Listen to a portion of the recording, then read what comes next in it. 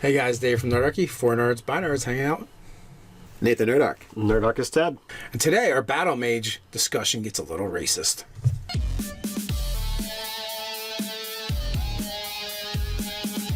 Hey guys, jump down to the description below where you can sign up for Nerdarchy, the newsletter. It's a great way to get gaming tips as well as learn how to game with us. So Battle Mages, we're going to cap it off and talk about what races make the best Battle Mages. And we're going to look at several different aspects here. We're going to look at the stats. We're going to look and see, is that race kind of martial that's going to then lend themselves to being a Battle Mage? And or does it give you any extra spellcasting abilities? Yes, does it increase your magical capabilities? And for the most part, it's got to either have some really good abilities or it's got to do a combination thereof to be considered. So for the most part, as we're looking at Battle Mages, we've been looking at essentially Wizard, Sorcerer. So we're looking at essentially races that are going to give you that bump to either intelligence or charisma. Yeah, and in some cases, both. Yeah, when considering the stats. Some of those races, tiefling is really great because it gives you both. Right. It gives you both the intelligence and charisma bumps, so it's good for either, and you get extra spellcasting. Yeah. You want to be a sorcerer or wizard? Go tiefling. There you go. High elf, good. Gives you intelligence and a cantrip. High elf actually hits all three. Oh yeah, that's right. You're going to get weapon proficiencies. Long sword, short sword. Did they get short sword? Long sword, short sword, longbow, short bow. Yes. So they get the proficiencies. They're going to get an extra cantrip. You can't go wrong there. And you're going to get dex and intelligence. Mm-hmm. So yeah. So you get armor class. You get initiative, which the bonuses to initiative in this game are fantastic, especially if you're going to be a duelist.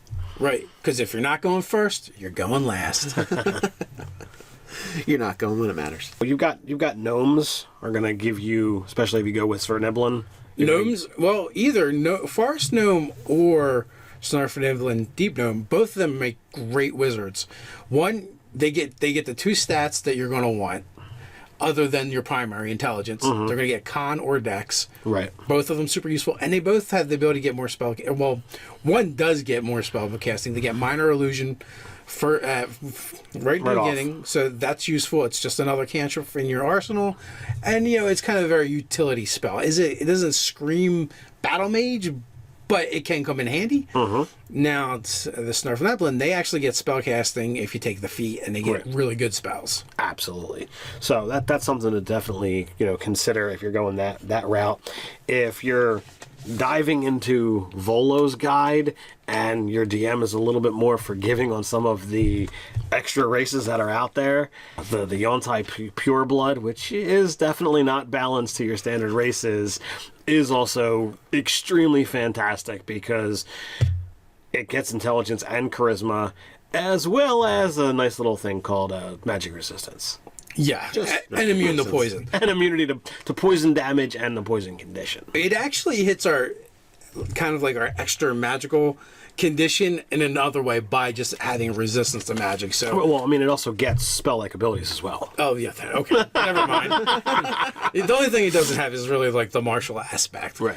But it really does make up for it. And again, if you want to play your sorcerer or wizard, this is one of the places where you can go. Just look for that DM who feels like being nice that day. Yeah. And another one for spell-like ability is the drow, similar to the high elf. They have spells. Drow's going to give you the charisma as well as the handful of spells and weapons. Yes. And it gets the weapons. Yeah, they get different weapons than the high elf, but they do get other weapons, which can come in useful, as we discussed in our spells video, with certain wizard spells from the Skag Sword Coast Adventures Guide actually allow you to make a weapon attack as part of your casting and cantrip, so that comes in useful.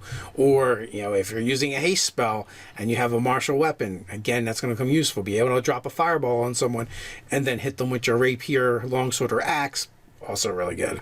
So you've got aasimar is also another one that gets to go towards charisma. Yes.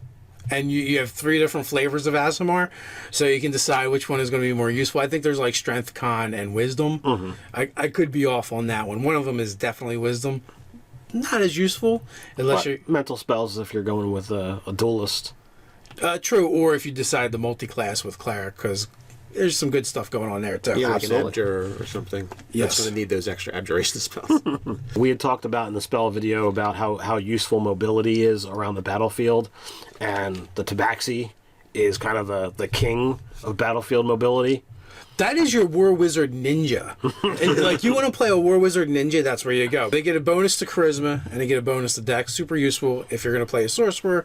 And they also get several skills that are going to come in handy as well for sneaking around the battlefield and being your War Wizard Ninja. You could have Expeditious Retreat to just utterly laugh at people. Oh, yeah, because you're going to get an extra 30 feet, 90 feet. Like, so you could do like 180 feet in a round or something more ridiculous. Yeah, pretty Because, like, all ridiculous. right, okay, their speed is 30. I'm going to double it. That's 60. Now I can do that next times. round 3 times. All right, I go 180 feet this round. Double.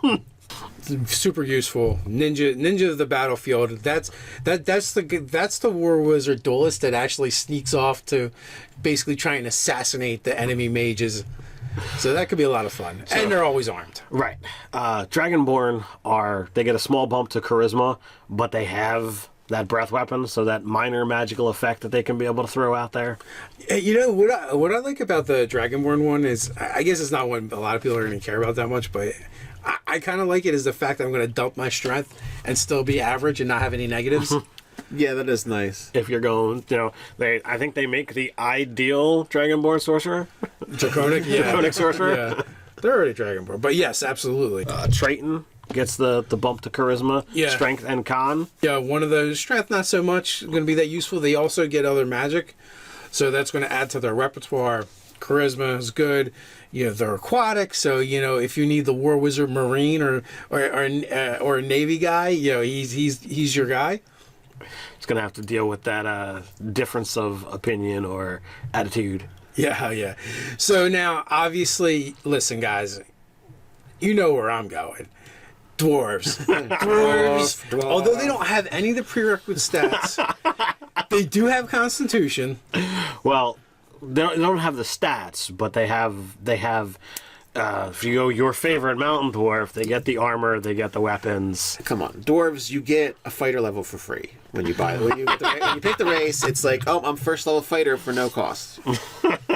Well, being able to use light or medium armor. Mm-hmm. So now you don't have to worry about casting the shield spell. So you're throwing Draconic Sorcerer out the window because for the mountain dwarf, yes.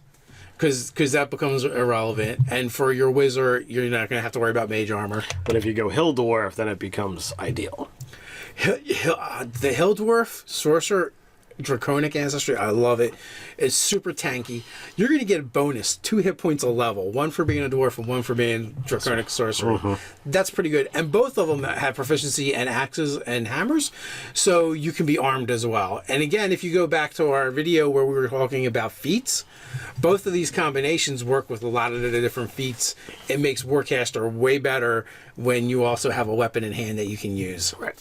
So I think that pretty much covers the majority of the races that you want to think about, or what you need to think about. When you cap it off, it really just comes down to what are their stat bumps? Is this going to add more magic, or does this make this character more martial? Does it make you a better battle mage? Yeah. Well, the other thing too is there's 2 other ones we should probably mention. Honorable mentions or legit? Legit. Okay. Half elf, because you can be anything when you play a half elf, but they're really good at being sorcerers. Right. Because of that +2 to charisma, and then they have 2 other bumps. So you Dexicon. You're good to go. They get extra proficiency in skill proficiency wherever you want it. Might not be the most necessary requirement for a battle mage, but you have it. It's an option. It's a good one. If you go high elf and you go wizard, you can put your dump stat into charisma, similar to the dragonborn. You've got all positives, or at least no negatives. You mean half elf? Isn't that what I said? You said high elf. Yeah. So if you go half elf wizard, you can put your 8 into charisma, so you don't have any negatives, and then you can be able to put your +1s either in intelligence and dex or intelligence and con. Did we not mention human? No, we haven't. That's where I was going next. Human. Well, we're all humans, so it's kind of Humans are good for everything, and that's because they get the ability to put the stats wherever they want them, and access to a feat. Well, yeah, if they're using the optional feat, build for the human variant, then yeah. Because And also a skill, War too. Wizard, yeah. And a skill, which is always incredibly handy. Because as your War Wizard Battle Mage, you're going to want to get several feats on that. Which you can watch the feat video. Right, and being human just lets you start off with it. So that's huge. And that can actually lend to any of the other areas, too, if you wanted to.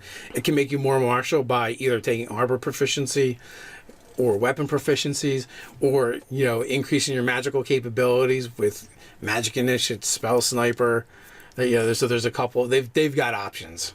So guys, let us know, what races do you consider when you're building your battle mage in the comments below. While you're at it, like, share, and subscribe. And check out our store over at nerdarchy.com. Or you can tweet at us at Nerdarchy. So until next time, Stay nerdy.